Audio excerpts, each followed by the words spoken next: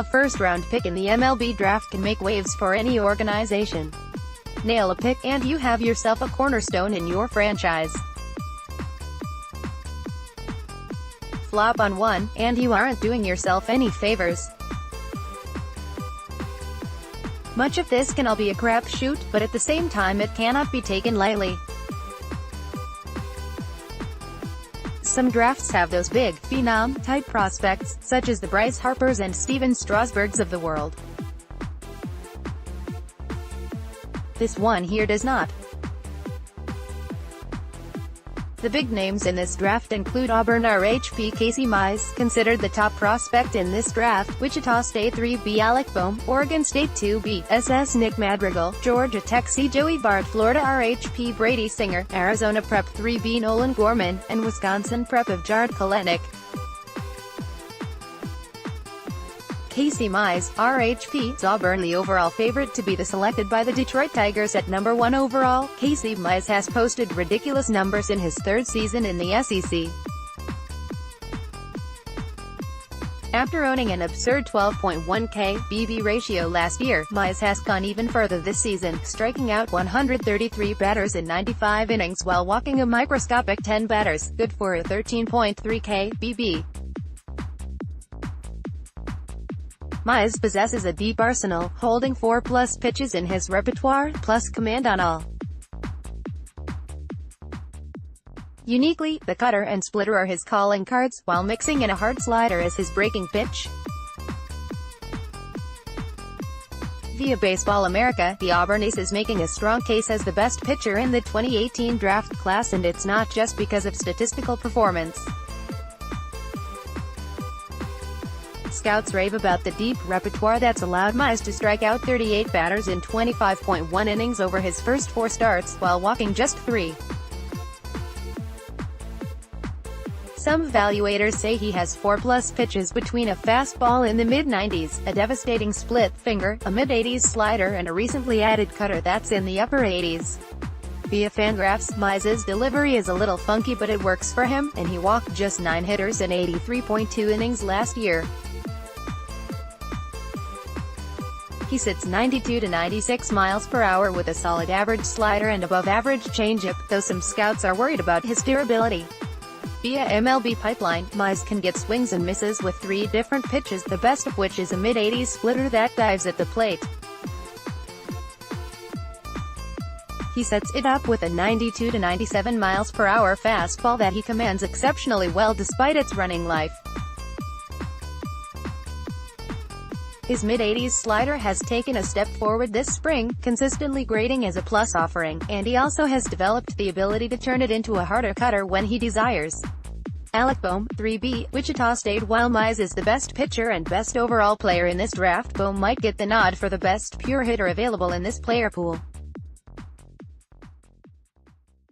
A career .314, .391, .543 hitter in college, Bohm took his stock from late first round, early second round into the top 5 with a monster junior season that saw him slash .332, .433, .616. What amazes me was how he noticeably improved his power numbers, ISO .214 in 2017, .284 in 2018, this year, while at the same time improving his plate discipline numbers, 1.07 BB ratio in 2017, 0.63 in 2018. Via Baseball America, Bohm has some of the best raw power in the class and has always a good track record of having that play in games in the past, but he's taken a step forward across the board so far this spring. Each of his triple-slash numbers are markedly improved from his freshman and sophomore seasons with Wichita State, and both his isolated power and walk rates have improved each season, while he's cut his strikeout rate every year as well. Perhaps the biggest change in Bohm's statistical profile is that he's now walking more than he's striking out. Cynics might point to him doing it against lesser non-conference opponents, but if you compare Bohm's first 22 games each of the past 3 seasons, there's still an obvious trend in the right direction. 2016, Bohm had a 12-to-4 strikeout-to-walk ratio through his first 22 games. That improved to 16-12 during 2017 and the ratio is currently 8-18 this season. There's not a huge change with Bohm that's shooting him up boards, it's simply the fact that he continues to improve year after year in addition to his extremely impressive wood-bat track record, .351, .399, .513 with 5 home runs in the Cape Cod League and .330, .407. Given his length and broad shoulders, he could put on enough weight to become fringy at the position or move to a different corner, but he would likely add more power if that happened. You can quibble that his hands aren't loaded in an ideal position for power, his bat is sticking straight up rather than being slightly coiled around his head at foot plant, but he has so much power that he still gets to it in games with these mechanics. This also makes him more likely to have a 50 bat with, say, 55 to 60 game power, from his 70 raw power, whereas those more traditionally power-based mechanics may produce something like a 45 bat with 60 to 65 game power. It's more of a choice than a deficiency, in other words. Bohm will likely appear within the top 5 of our forthcoming re-rank of the draft-eligible prospects and is in play as high as the 3rd overall pick from what we've gathered so far. Via MLB Pipeline, Bohm manages the strike zone very well and makes consistent hard contact from the right side of the plate. He doesn't strike out as much as Janista, has an edge in bat speed and his stroke is more geared to generate power at this point. He understands that he doesn't have to sell out to hit home runs, so he doesn't. Brady Singer, RHP, Florida, Joey Bart, C, Georgia Tech. In the 2 seasons following his freshman campaign, Joey Bart added significant defensive value to his game, raising his WOBA from .321 to .297 his sophomore season and bumping it to an absurd .466 his junior season. Via Baseball America, in addition to his progress behind the plate, Bart has made tweaks to his batting stance and has shown an overall improvement in his approach at the plate. As a freshman, Bart's stance was more spread out. He had a hard time catching up to velocity on the inner half and was susceptible to breaking balls away. He now has a far more upright posture at the plate, standing taller and looser, allowing him to tap into his plus raw power more often in games. Hall noted that Bart is chasing fewer breaking balls, and his improved strikeout rate would seem to support that. Scouts grade Bart as at least an average hitter with plus power, but he's made gains as a pure hitter, and he spends hours at a time in the batting cage working on just that. Nolan Gorman, 3B, O'Connor HS, Arizona, via Fangraphs. Bart was a solid prospect out of high school and has developed well in college, with solid performances and 4 average or better tools, with the ability to stick behind the plate at a position that's always at a premium. Via MLB Pipeline, Bart's bat speed, strength and leverage give him power to all fields from the right side of the plate. He has the swing and the feel to hit for a solid average, and he has made huge strides with his plate discipline this spring. He has enough natural pop that he doesn't need to sell out for home runs, and he's not falling into that trap as much as he did in the past. Jared Kelenic, of Waukesha West HS, Wisconsin. Jared Kelenic very well might have the prettiest swing in this draft. He screams tools, showcasing plus speed, a plus arm in the outfield, and plus power. Via Baseball America, Overcash called Kelenic one of the 5 or 6 most advanced 16-year-old hitters he has ever seen, and so Kelenic said his primary goal for this year's area code games is to be the best outfielder at the event. He also knows that he needs to work on recognizing breaking pitches and picking out the ones that he can drive. But even those tweaks feel like picking at nits. Hitters head coach R.J. Fergus said that while Kelenic still has a long way to go before he can be as good as his former summer league teammates, he is already stronger and has a better throwing arm than either of them. He has already flashed 5-tool upside, has more pop than almost every other player in his class, and has plenty athleticism and arm strength to stick in center field. In scouting, there are guys and there are dudes. Some scouts might like the guys, but everyone likes the dudes, Coleman said. Judd is a dude. Via Fangraphs, Kelenic makes so much look easy that you forget how tooled up he is. He's a 60 runner with a 70 arm, but Kelenic's advanced feel for loud, all-fields contact is what has him up here. He could hit for power, and stay in center field. He's rumored to be playing for a travel team this spring to allow scouts more looks than the short high school season would allow. Via MLB Pipeline, compared to a more athletic version of Mark Kopse, Kelenic stands out most for his hitting ability. He has tremendous feel for the barrel, and repeatedly demonstrates a professional approach from the left side of the plate. With his solid raw power and speed, he can contribute offensively in a variety of ways. Nick Madrigal, 2BSS, Oregon State. Heading into the start of the college baseball season, Nick Madrigal was seen by many as the favorite to go #1 overall. Though an injury to his left hand wrist keep him out a few weeks, disrupting his stock.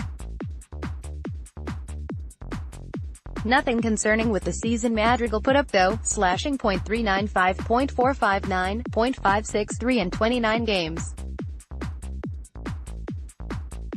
He's got quite the feel at the plate too, striking out in an insanely low 5.5% of his college plate appearances, with an even crazier 3.7%, 5 times in 135 plate appearances, marked this season.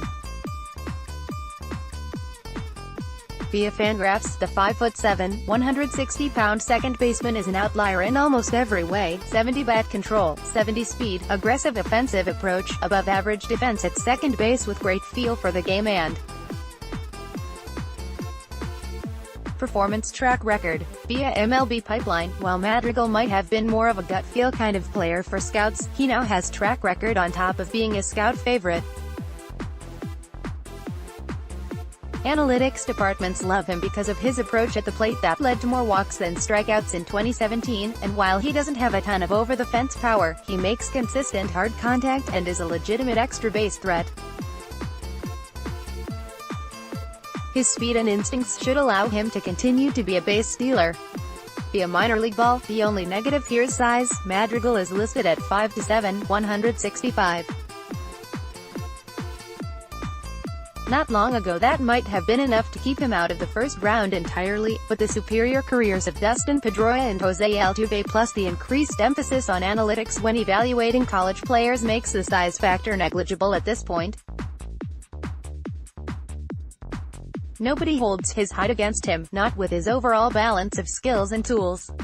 Brady Singer, RHP, Florida. Like Madrigal and Mize, there was once a time where Brady Singer was getting looks as a possible candidate to go first overall. He's only pitched in 13 games this season, but the 2.25 ERA in 92 to 18 K/BB ratio in 88 innings is appealing. Via Fangraphs, Singer was an unsigned Blue Jays second-rounder out of high school and has performed well in the SEC, attacking hitters from a lower, Aaron Nola-type slot with above-average stuff and good feel for his craft. Via MLB Pipeline, Singer checks off all of the boxes teams are looking for out of a potential top pick. Long and lean, he has a terrific pitcher's body that has thus far proven to be durable. He'll throw his fastball up to 95 to 96 miles per hour consistently, with plus life.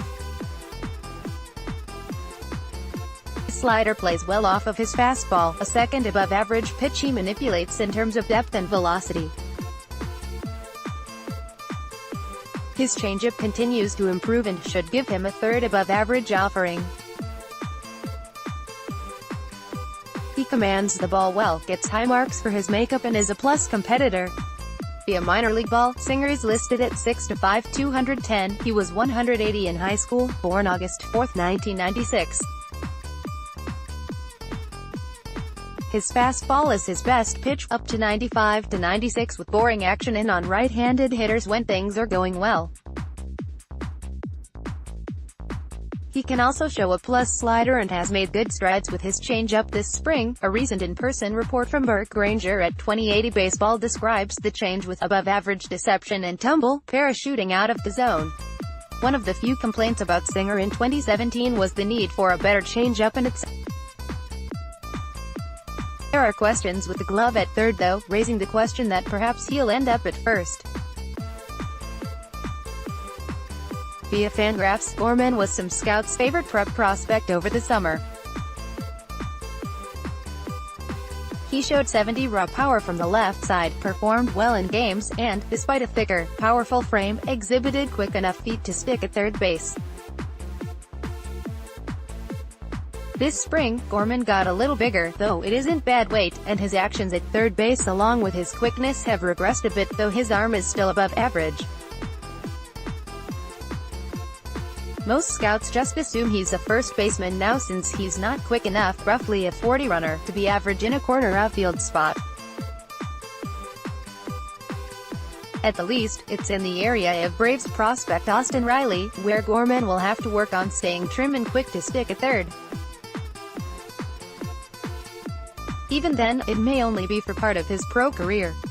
Via MLB Pipeline, the left-handed hitter has as much raw power as anyone in the class, with some scouts giving it as high as a 70 grade on the 20-80 scale. And it is power that does show up in games, though he didn't swing the bat consistently well all summer. There are some holes in his swing, which will lead to some swing and miss, but those who have seen him when he's locked in have seen his ultra-quick hands and bat speed. He did show that he can make hard contact against good competition at times over the summer, though he'd been a bit inconsistent this spring. One concern was whether he could stick at third, and while Gorman showed well at the hot corner at a variety of summer events, some of those worries did resurface this spring.